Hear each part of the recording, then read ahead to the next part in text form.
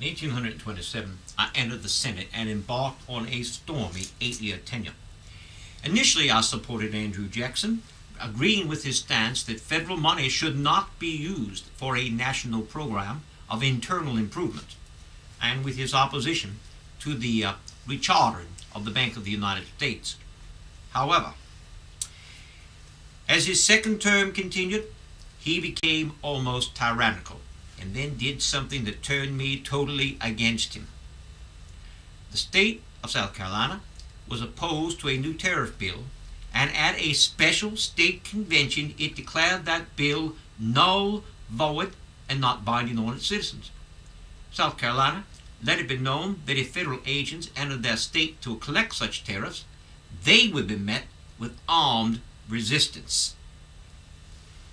King Andrew responded by having Congress pass the Force Bill, authorizing the President to use force if necessary to make South Carolina comply. Although there were numerous senators who opposed the bill, only one stood to speak against it, saying, "Yes, sir, the federal union must be preserved, but how? Will you seek to preserve it by force? Will you appease the angry spirit of discord by a sacrifice of blood?" The recorded vote were 32 for, 1 against. That single voice of discord was my own. Later that same year, when I could not obey my state legislature, who wanted me to vote for removal of the 1833 House censure of King Andrew, I resigned my position. However, I continued to work in Virginia politics in the state House of Delegates. And it was fortunate I was close to home, because in 1839 my beloved Letittia suffered a stroke. She was not yet 50 years old. It was a bad stroke, affecting at first even my speech. However, I recovered enough to continue to oversee the plantation, while spending a great deal of time doing what I liked best, reading my Bible and my prayer book. My sufficient recovery also allowed John the opportunity to run as vice president with William Henry Harrison on the Whig Party ticket in 1840. Tippecanoe, that was Harrison, and Tyler, too, won a comfortable victory, 53% to 47%. On a cold, rainy March 4th, Harrison and I were sworn into office. I immediately left Washington to return to Williamsburg, ready to play an unobtrusive role in the administration. But the morning of April 4th changed that, as I received word that President Harrison had died.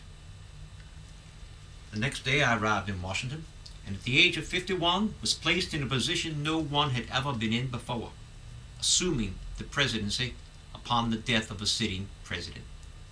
And immediately a question arose. Was I still the vice president, but acting with presidential powers, or really was I the president? Now, the Constitution stated, in the case of the death of the president, the powers and the duties of the office shall devolve on the vice president. On April 6th, I took the presidential oath from the Chief Justice, and on April 9th, I delivered what was considered my inaugural address.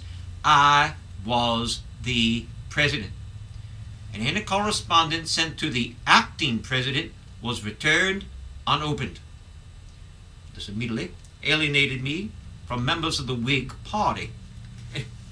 At my first cabinet meeting, I was informed that under President Harrison's policy, decisions were to be decided by the vote of the entire cabinet, with the president having one vote. Well, now I informed them that while I appreciated their counsel and advice, I would never be dictated to. The final decision on matters was mine, and if they thought otherwise, they could resign. 2 days later, the entire cabinet, except for Daniel Webster, resigned. All their plan was to put me in a position whereby I could not function without a cabinet, and so too would have to resign. The next in line of succession was a follower of Henry Clay, and a man that Clay could control. But I would not resign. My resignation would amount to a declaration to the world that our system of government had failed. I quickly named a new cabinet. I received threats of assassination and of impeachment, and was officially expelled from the Whig